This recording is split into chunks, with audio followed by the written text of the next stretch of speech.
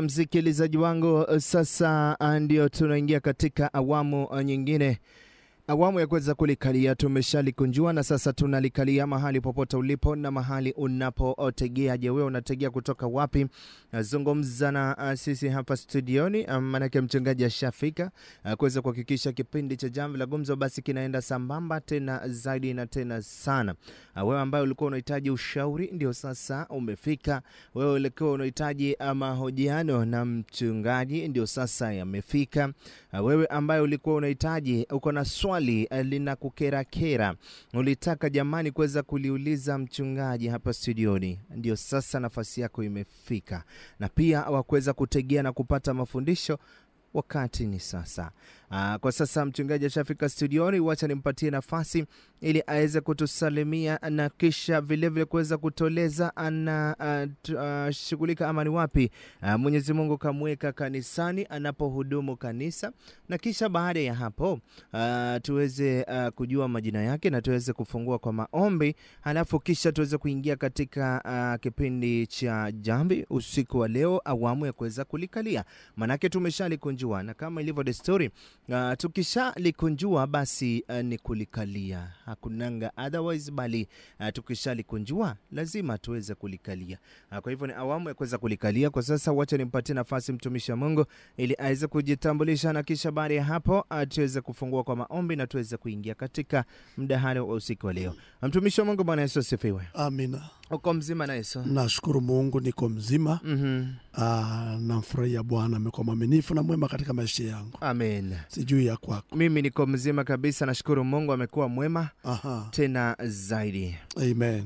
Amen. Wacha nikukaribisha katika kipindi cha usiku wa leo, na vile vile nikupatie nafasi uweze kujitambulisha na pale basi Mungu kakuweka kanisani unapohudumia kanisa la Mungu, kisha tuweze kuendelea kwa kufungua kwa maombi na tuingie katika mjadala wa usiku wa leo. Nashukuru sana kunipa nafasi na kunikaribisha pia katika studio.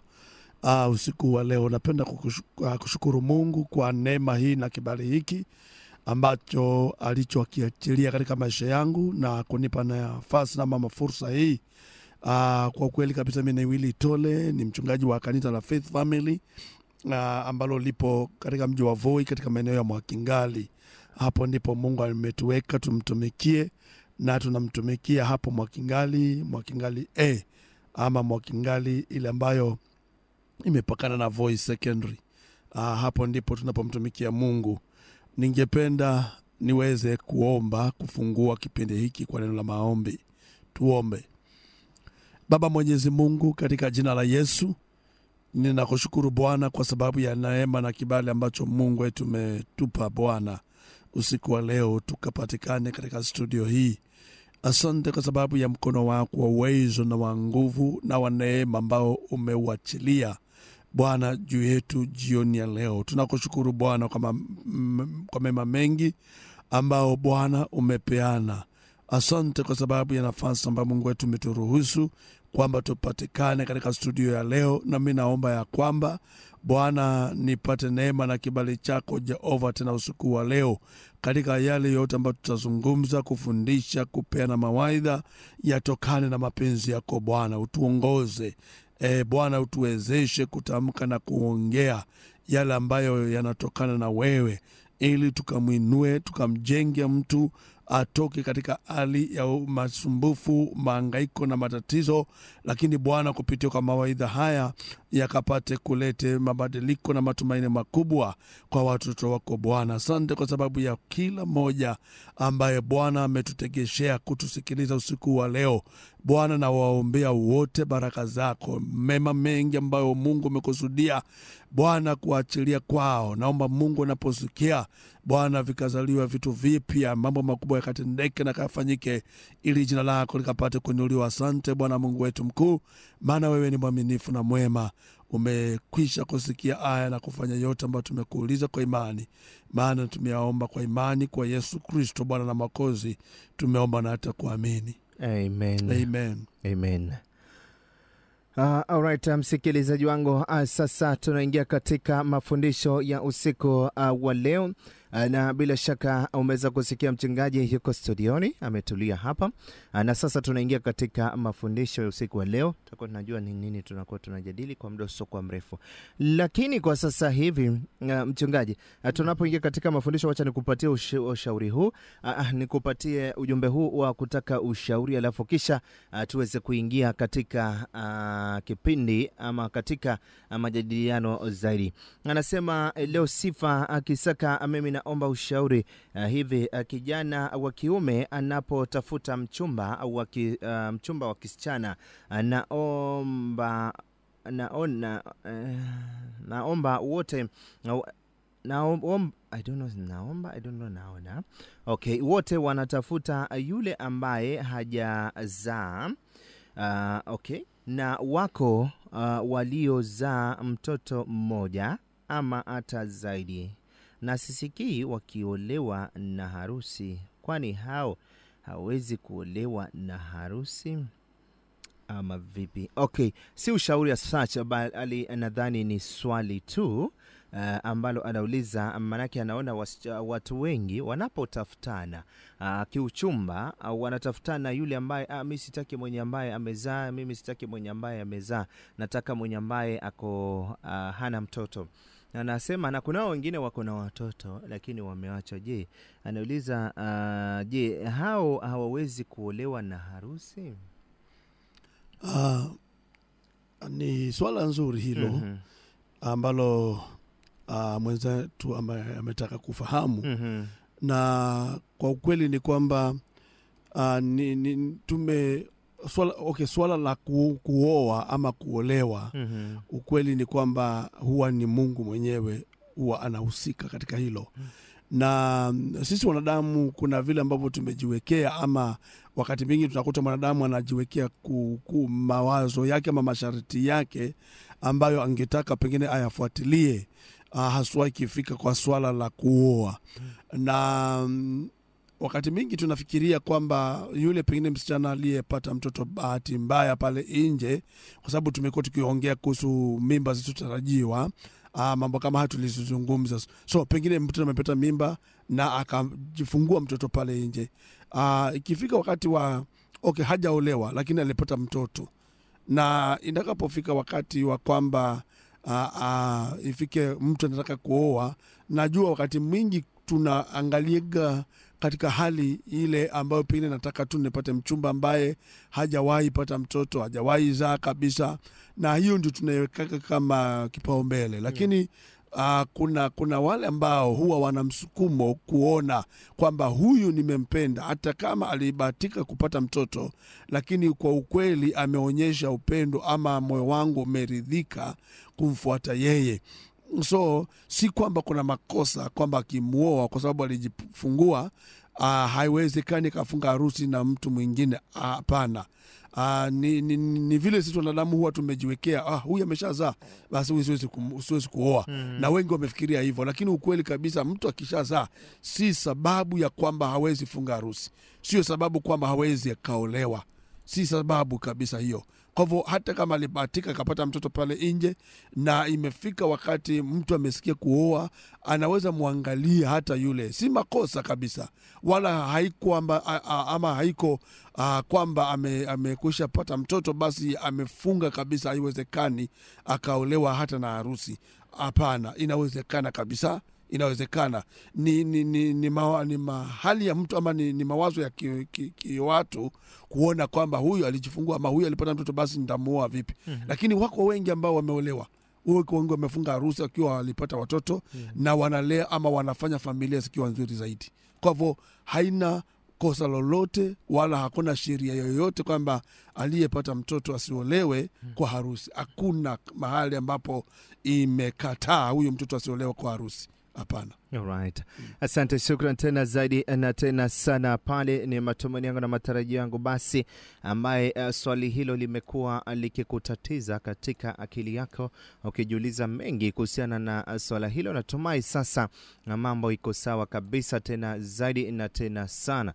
Anita Gibson Kisaka, na bila shaka nitakuwa na kuitika tena vizuri na tena zaidi. Tubarikiwe sote, msikilizaji wangu wa 107.7 Pumzi ya Uhai. Zimeweza kukatika msikilizaji wangu ni dakika basi 30 ama ukipenda ni saa 4:30, saa 4 za usiku na nusu pale. Wacha nimpatie nafasi mtumishi wa Mungu hapa studioni ili tuweze kubarikiwa tena zaidi na mafundisho ambayo tutakuwa tunayapokea sasa ama kuanzia sasa hivi. Karibu tena zaidi basi mchungaji ili tuweze kupata mafundisho. Asante. Katika mafundisho ya siku ya leo ambayo tunataka tuyaongee ama tuzungumze, kuna mada mpya ambayo tunataka tuyazungumze ambayo tumeipa kichwa alcoholism. Alcoholism nadhani ni ulevi ambao umepita kiasi, yani umezidi. Yani ulevi ambao umepita kiasi, ulevi ambao sio wa kawaida. Na ama ulevi wa kupindukia. So hili ndilo tutakalo lizungumza, na kwa kweli nataka tunianze kwa kulileta hivi ama kuleta utangulizi kuhusiana na swala hili la ulevi. Ni kwamba tunapozungumza habari ya ulevi ambao ni kupita kiasi, nadhani itakuwa inatusaidia kwa sababu katika ulimwengu huu ambao tulioko kuna ulevi ambao unasumbua ama umekithiri sana. Na maybe katika maeneo mengi yetu ambayo tunayo yaliyo karibu, tunaona kwamba watu wengi kwa ukweli wameshikwa au wamefungwa na hali hii ya ulevi. So ulevi, tunapozungumza ulevi kupita kiasi, ni hali ya kunywa pombe zaidi ya kiwango kinachokubalika katika hali ya kiafya hadi kuathiri mwili, akili, tabia na uwezo wa kufanya shughuli za kila siku. Yani nataka kusema hivi, ulevi ambao unaozungumza ni ulevi ambao umepita kiasi, yani umezidi kiwango. Umezidi kiwango kinachokubalika kiafya. Yani hii imeruka hali ya kiafya na inaweza kuathiri mwili, akili, tabia na uwezo wa kufanya shughuli za kila siku.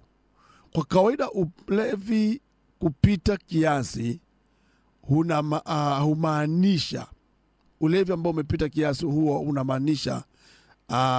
unamaanisha mambo kama haya. Yani kukunywa pombe kwa kiasi kikubwa kwa muda mfupi. Unaweza kunywa pombe yani unaikunywa pombe nyingi kwa muda mfupi tu, lakini unakunywa pombe mingi. Hii ndio nasema ulevi kupita kiasi. Yani muda mfupi tu, lakini unaweza kunywa pombe nyingi tu. Huu ndio ulevi ambao umepita kiasi. Unaweza kunywa pombe mara kwa mara kwa kiwango cha juu. Hiyo ndio ulevi kupita kiasi. Yani unakunywa pombe mara kwa mara. Yani mara kwa mara, hauna muda wa mapumziko, mara kwa mara. Tena unakunywa pombe kwa kiwango cha juu. Huu ndio unaitwa ulevi kupindukia.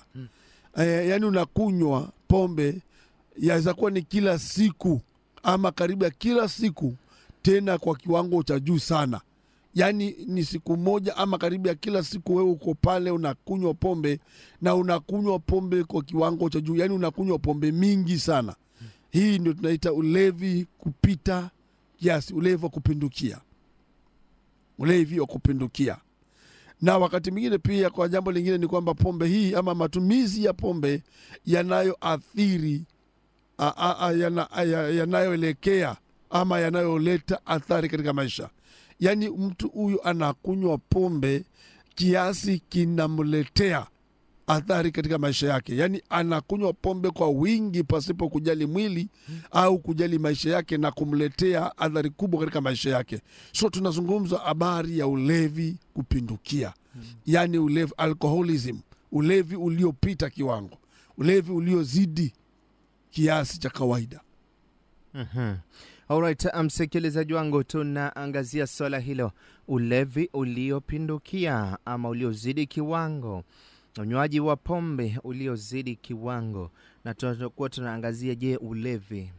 Unaposikia neno ulevi, je, ni pombe peke yake ama na hata mihadarati zingine ambazo zinatumika zaidi ya kiwango kinachohitajika na inageuka kuwa ulevi.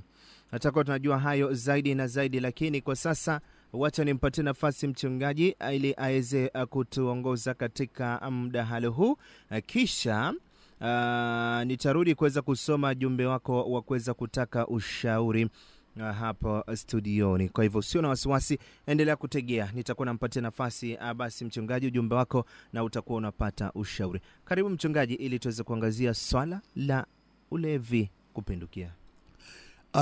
Ni kwamba katika ulevi, tunapozungumza ulevi, nimesema chochote ambacho kimezidi kinakuwa ulevi. So yaweza kuwa ni mihadarati, yana ulevi wake. Mihadarati pia na ulevi wake. Kando na pombe, mihadarati yana ulevi wake. Kuna vitu ambavyo unaweza vifanya vikakulewesha, yani vikakutoa katika hali ile yako ya ukawaida, ukajiingia ama ukajikuta kwamba unafanya vitu tofauti kabisa. Hii ndio tunaita ulevi. Unaweza ukatumia mihadarati kiasi cha kwamba ikakutoa ama ikaharibu hali yako ya kiasili ama ya kiakili ama kifikra ama saikolojia, ikakuharibu kabisa kiasi cha kwamba ukafanya vitu tofauti kabisa na vile vinavyotarajiwa au kutegemewa. Hivi vyote tunavitamka ama tunaviita ulevi.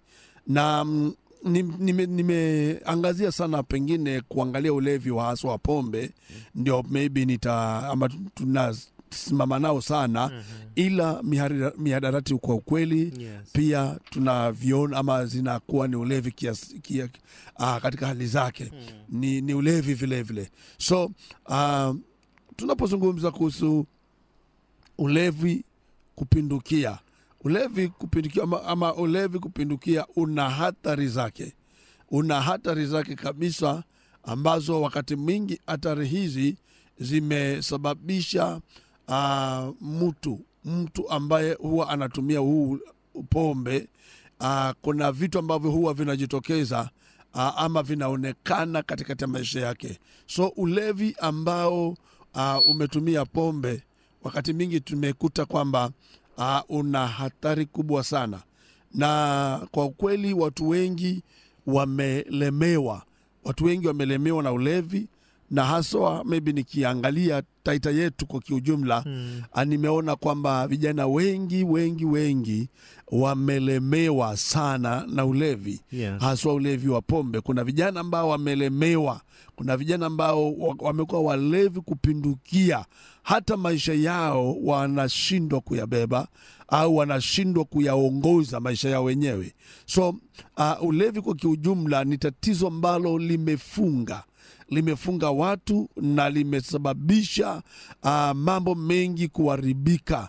Maendeleo mengi yamekwama ama maendeleo mengi yameharibika, na mambo mengi yameharibika kabisa kwa sababu ya swala hili la ulevi.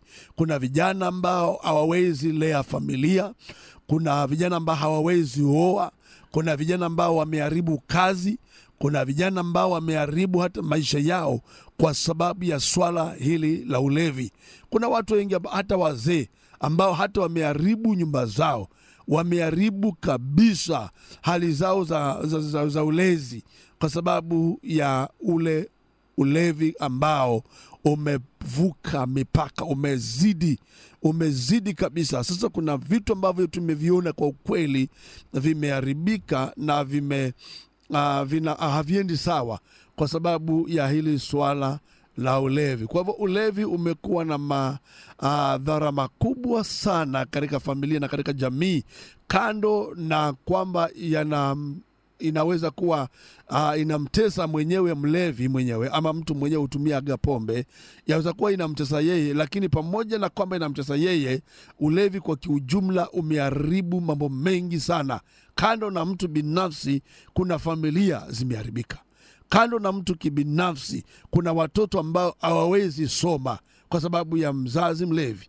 Kuna kando na mtu kibinafsi kwamba ni mlevi, kuna kazi ambazo nyingi zimeharibika kwa sababu ya mtu mlevi. So tunapozungumza ulevi una hatari kubwa sana, ama kuna madhara makubwa ambayo umetufanyia ama umefanya. Na kwa sababu hiyo tunapozungumza kuhusiana na ulevi, lazima tuone masumbufu ambayo yamezaliwa na ulevi, na maybe tuone ni nini ambacho tunazafanya ili kudeal ama kushughulika na namna tutatatua ama tutarekebisha ama tutaondoa kabisa ulevi huu ambao umesumbua sana jamii au watu wengi kwa kiujumla. So hatari nyingi zipo za ulevi, na mambo mengi yameharibika kwa kweli kabisa kwa sababu ya tatizo hili la ulevi ambao umevuka mipaka ama umezidi kiasi cha kawaida. Alright. Bila shaka msikilizaji wangu umeweza kusikiliza hapo azungumza na sisi. Nambari za simu ziko wazi kabisa 0113770266. Azungumza na sisi hata vile vile wewe uweze kutueleza, jamani, unajua nini, unaelewa nini kuhusiana na ulevi?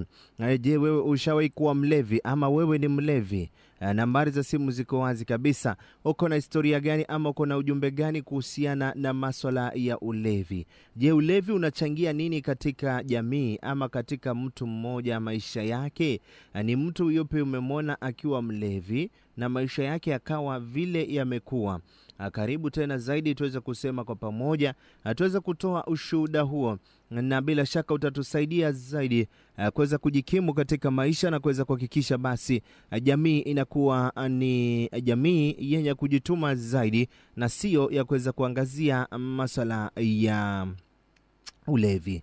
Karibu tena zaidi msikilizaji wangu 0113770266, nambari za simu live pale, ama 0113719439 pale, ili tuweze kuzungumza na wewe msikilizaji wangu wa 107.7 Pumzi ya Uhai. Tuweze kuendelea mchungaji na mafundisho. Tunapozungumza kuhusu ulevi, swala hili ambalo tunalolizungumza kidogo tu alafu nirudi kwako. Sifa, hello. Halo Sifa. Halo Sifa Mohouse. Huyu ni Papa Mohouse combination mzama tenti ya wanyama. Karibu. Turi na mapampa mahali ya zuzi, watoto wakizaliwa baraka tupo wanakimbia wanaingia pori. Asante. Mchungaji Yesu Kaso. Amina. Kukupanana. Nekomana na Yesu. Amen. Ya, okumoni. Sasa wacha nichangie kidogo. History na ulevi bwana. Wale wote nimeona. Nimefanya na kote, mimi nilijaribu kidogo lakini sikuwa mlevi. Yaani labda nikutane na rafiki tu, ninapita tu, lakini sio hati.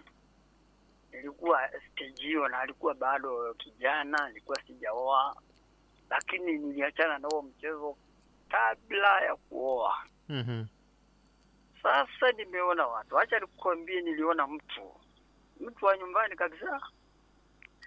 Akachukua pesa, akanunua babati, akatengeneza matofari, akafunika, akaendelea na ulevi zaidi ya miaka 20 mpaka mabati kaozea juu. Tukamuuliza, akasema sasa mimi sijui nitafanya nini. Sasa ile kitu iko ni kwamba hii ulevi inarudisha watu nyuma sana. Hata kama kuna kijana anasifu ulevi, ajue ameshaingia bahari mbaya ile ya kumwangamiza kabisa. Hiyo ni pesa inaingia, haina interest yoyote ile. Ikizama imezama. Tena hii ulevi inakupa akili zingine na zaidi ya hii ulevi kama ya pombe. Wewe unajua ukishalewa hata unaongea mambo mengine ambayo ulikuwa huongei. Hata unafanya mambo mengine ambayo hata inashangaza watu. Wacha nitoe moja tu. Yes. Siku moja tukiwa hapa, unajua hii pombe ilikuja hapa inaitwa Sogam. labda wewe hukuwa, lakini huyu mchungaji alikuwa, maana huyo alikuwa Telecom huyo. Najua huyo mtu anaongea hapo anamjua sana. Na sote tulikuwa madereva. Huyo mwalimu akakuja hapo kwa stage, ameputa soga mkisawasawa. Amini usiamini, alienda haja mbele ya watu wote bila kujali. Na watoto wakasema, ai jamani, huyu ndio mwalimu, huyu ndio mwalimu, ndio mwalimu. Naona sasa maendeleo inarudisha nyuma. Huwezi fanya lolote lile, utajisifu. Unajua hii kitu watu wameipatia klasi. Unasikia ati mimi ni bora kwa sababu natumia nyingine inaitwa mizinga, hii inaitwa Bond 7 whisky. Na ingine sijui barrels, 3 barrels. Alafu kuna hii Tusker, zamani kulikuwa Tusker Export, Guinness. Sasa kila mtu anajisifu na yake, lakini nilikuwa nawauliza, nikiweka chumba 10 hapa, room 10 tu, nipatie watu wa Guinness, chukueni zenu. Alafu pande hii inapatia Buzaa, pande hii inapatia Chang'aa, pande hii inapatia, kila mtu apewe yake ile brand yake anafanya nini? Anakunywa. Alafu watoke tu baada ya 1 hour watoe wote. Je, utatambua yule ambaye amekunywa Chang'aa na yule amekunywa Guinness? Utamtambua kweli? Si wote ni walevi? Sasa hakuna cha brand na ulevi, ndugu yangu. Yule anasikiza kama anaitumia awache. Okay. Tuone na brand yake ni kukuharibia tu. Hiyo ndio brand number 1. Yes. Ikuharibie kabisa, usiwe na nyumba, watoto wako wasisome, mke wako asikule vile anataka. Kama ni vitu vyote vile usifanye. Wende uvute pangi zako, ukule miraa, ukule migukaa, uvute sijini pombe aina gani. Hiyo pesa yote haina mazao yoyote. Afadhali yule mtoto umefundisha, maisha yake itakuwa mazuri, alafu atakuja kukusaidia. Lakini sasa umemaliza mji yote, utafanya nini? Yangu ni hayo, na Mungu awabariki. Amen. Shukran tena zaidi na tena sana kwa chagizo hilo. Unasema hakuna cha brandi wala cha nini, yote mwisho wa siku inaharibu tena zaidi na tena sana. Okay, hello Sifa. Hello Sifa. Yes Sifa, karibu. Nakaribia. Mwalimu. Ndiyo. Bwana Yesu asifiwe. Amina. Baada ya kupoteana bwana. Niko mzima tangu tuliachana Tanzania paka leo. Imagine bwana. Utanitafuta? Utanitafuta. Kabisa. Sasa hivi tuingie kwa mdahalo. Ndiyo, karibu. Unajua mimi nasema kwamba tusikumbuke mambo ya zamani. Lakini cha ajabu niko na kumbukumbu la Torati. Sio lazima tuwe na kumbukumbu. Sasa mimi nimekumbuka wakati niliingia kwa Oraidi. Marafiki ndio walisababisha nikaingia kwa Oraidi. Na nakumbuka siku yangu ya kwanza kabisa kuvuta sigara. Tulikuwa tumeenda msikitini, kulikuwa na maulidi. Sasa kumepikwa mapochopocho pale. Nakuta sasa kwa sababu sina watoto, tunapewa kasinia kingine kakubwa, alafu kameshona zipi. Sasa mimi nakula ushapo mkono wako kupeleka kinywani. Baada ya kula kapata na marafiki kwa kona fulani wakivuta mafiki. Akapiga kamoja. Akasema hii haina kitu. Kapiga kapili, kapiga katatu, kakanipiga chini. Nikakaa kama dakika kadhaa hivi ndo nikaamka. Niona sumu. Kumbe kwanzia hapo ile niko tayari ishashika kwa. Kesho yake nikaonja na nikaja kuwa mvutaji wa sigara. Pombe nayo ni hivyo. Marafiki naonja kidogo nasikia kikata fulani. Nasikia mwili umechangamka. Inafika mahali sasa ikishakamatana na damu kwa mwili. Kila shilingi utakayopata, kwa nakwambia kuna kitu kinatakikana kiingie kwanza kabla ya mambo yote. Na ukishaenda hapo utashindwa kununua hata mwanandani. Unatembea na mwanandani ametoboka, lakini ufikirie kununua. Kwa sababu uraibu umekuingia kwa mwili mpaka ukajisahau. Hata mwili wako wenyewe umesahau. Kuoga kwenye pengine problem. Yes. Kwa wiki unazaoga kama mara moja ama mara mbili. kwanuka irumba tu. Ni nini? Uraibu Yes. wa pombe. Kwanza pombe jamani.